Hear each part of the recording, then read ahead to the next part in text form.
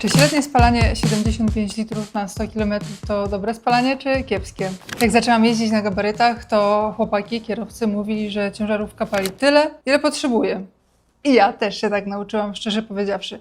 Nawet jak przeszłam na swoje. No ale po jakimś czasie, jak już się tak jeździłam, to zaczęłam zauważać, że jak jadę 8,7 zamiast 9,0, no to też w sumie dojeżdżam na czas bez problemu.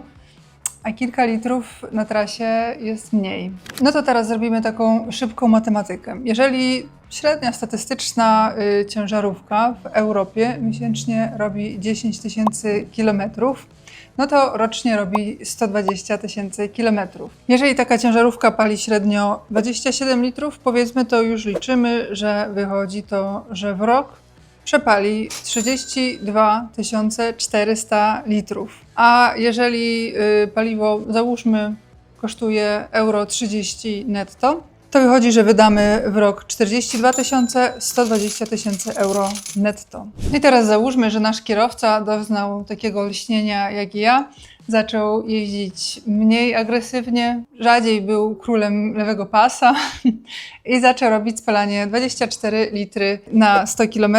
To już policzmy sobie, że to wychodzi przy takich samych trasach, daje 28 tysięcy litrów 800 na rok, czyli 3600 litrów mniej. 3600 razy euro 30, 4680 euro oszczędności w rok na jednej ciężarówce. No więc jeżeli firma, załóżmy, ma 10 ciężarówek, no to łatwa matematyka, że wychodzi to ile? 46 800 na jednej ciężarówce, więc jest o co powalczyć. No ale jak w ogóle ocenić umiejętności kierowcy? Mi ostatnio Eurowag zrobił takie wyzwanie i przeszliśmy przez moje wyniki za kierownicą. Jak jesteście ciekawi, no to chodźcie, pokażę. No więc tak, wchodzimy na eurowag.com, to już mam. Tak, tu jest portal klienta i schodzimy sobie po lewej stronie na telematykę i tutaj mamy zarządzanie flotą EW, zarządzanie flotą, tu wchodzimy. No i proszę Państwa, tym samym przechodzimy teraz do Eurowag Office. Eurowag Office to jest taki kombine od Eurowag do ogarniania transportu. To nie jest temat na dziś, natomiast tak Wam pokrótce pokażę. Widzicie, chodzimy sobie tutaj w zakładkę na lewo, mamy mapy, finanse, koszty, karty, mamy tutaj flotę, różne rzeczy. Ja lubię tą maintenance. Ja sobie pododawałam tutaj kilka różnych rzeczy. Można sobie ustawić, widzicie, przyglądy techniczne, serwisy, ubezpieczenia, no ale to dalej nie na dziś temat. Wchodzimy też, widzicie, jest też cała plansza dla planerów, do dyspozytorów, ale chodzi o to, że my wchodzimy tak, tutaj w te raporty. Mamy driver, behavior, no i ja oczywiście w tej mojej wielkiej firmie jestem sama, więc wchodzimy we mnie. No i popatrzcie, pierwsze co mi wyskoczyło, że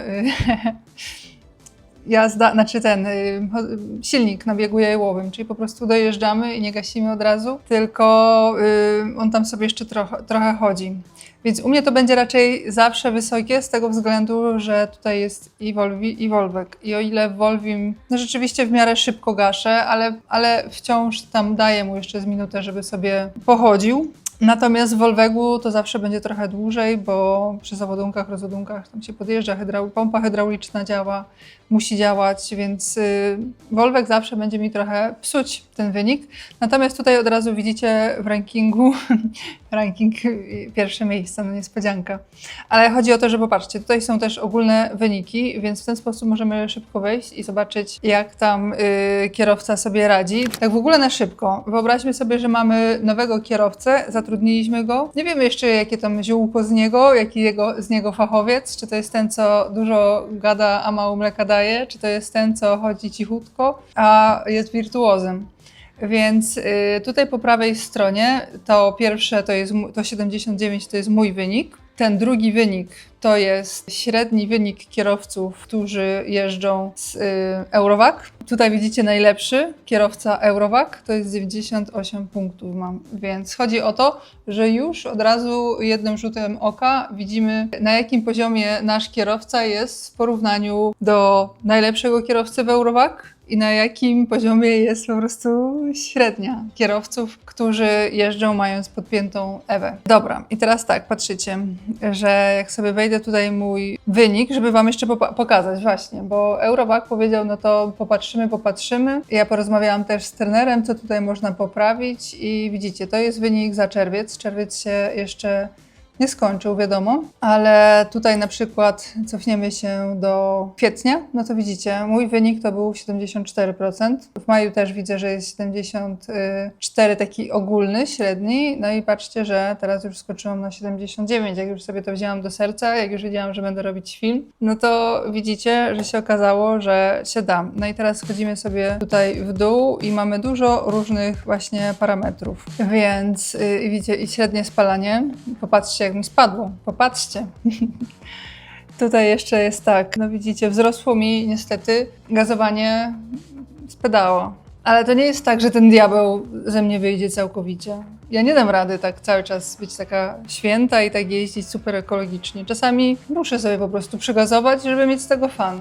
Natomiast ogólnie staram się rzeczywiście jeździć ekonomicznie, bo trochę się to przykłada jednak na pieniądze, nawet trochę bardzo. Więc tutaj patrzcie, jak na przykład jeszcze mam wear and tear data. 88. Praktycznie w większości non-stop hamuję retarderem. No ale też trochę hamuję nogą jak trzeba. Więc można sobie tutaj właśnie posprawdzać dużo różnych wyników, jak chcemy kierowcę prześwietlić. Popatrzcie, dystans in eco-roll mode, patrzcie, 111% poszło w górę, ale ta przewidywalność trochę mi spadła. Braking distance, przeróżne wykresy, można się tutaj pobawić, tu mamy co top improvements, worst drivers. No widzicie, w ogóle jest też taka opcja tutaj, żeby sobie porównać z innym kierowcą w firmie, więc fajne. Więc tutaj mam jeszcze tak coach report, to akurat jest wszystko z Volviego. No takie tutaj macie wyniki. Jest mileage, eco data.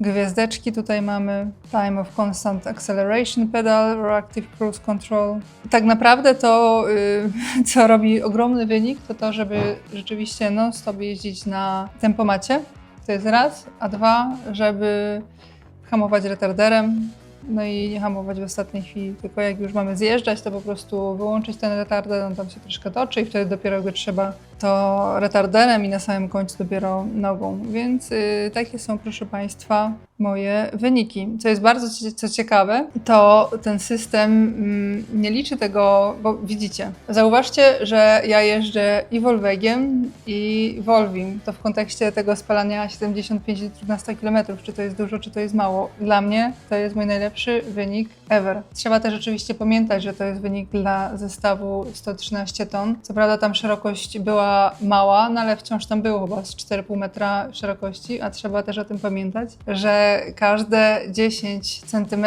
wystające poza obrys pojazdu już podnosi spalanie to naprawdę zależy, więc nie będę strzelać, bo powiem tutaj o 1 litr, a na jeszcze dużej długości to jeszcze będzie inaczej. I w zależności od kształtu, bo jeżeli to jest tylko skrzynka i ona wygląda o tak, jest tylko ścianą, to inaczej to spalanie będzie wzrastać niż jeżeli to jest kształt opływowy, taki na przykład jak śmigło. Do wiatraka, więc nie będę tutaj uogólniać, ale wiadomo, że każdy taki czynnik też ma wpływ. Ale chodzi mi o to jest generalnie bardzo inteligentny system i jest zbudowany tak, że rozpoznaje, czy kierowca jedzie autostradą, rozpoznaje, czy kierowca jedzie przez miasto, gdzie co chwilkę są światła, piesi, ronda i tak dalej. Rozpoznaje, czy jedziemy sobie jakąś tam landówką, gdzie są zakręty i górki, więc to było dla mnie bardzo ciekawe, bo myślałam, że to tak wiecie, nie ogarnia, czy to jest miasto, czy to jest autostrada, a ten system bierze to pod uwagę, więc całkiem interesujące. Te wszystkie dane, które tutaj widzicie, to oczywiście zaczytuje Ewa, która jest podpięta do komputera i Volviego, i Volvega. Ja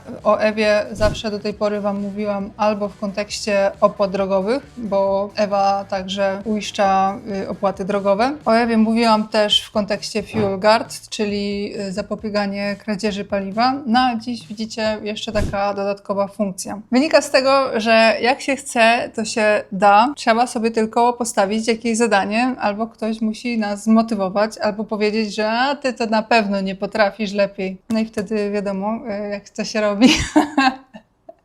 Wy pewnie nie potraficie już zrobić lepszych wyników ode mnie, pewnie nie potraficie zrobić lepszych wyników od najlepszego kierowcy u Was w firmie, ale gdybyście się jednak chcieli podszkolić, no to ja Wam zostawiam linka do darmowego e-booka na temat tego, jak być lepszym kierowcą, jak jeździć bardziej efektywnie. No bo jeżeli ja potrafię zrobić lepszy wynik, nie, to Wy na pewno nie potraficie.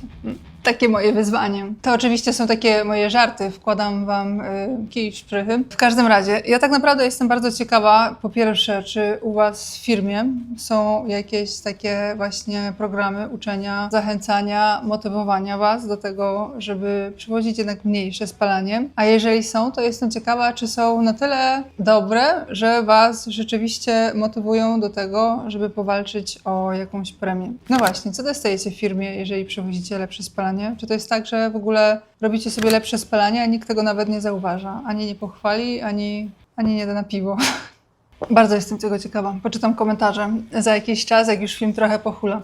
W każdym razie, dziękuję Wam za uwagę. Odsyłam Was do linka. Zerknijcie, czy jest coś dla Was, czego na przykład nie wiedzieliście. No i co? Do zobaczenia w kolejnym odcinku. Trzymajcie się, cześć!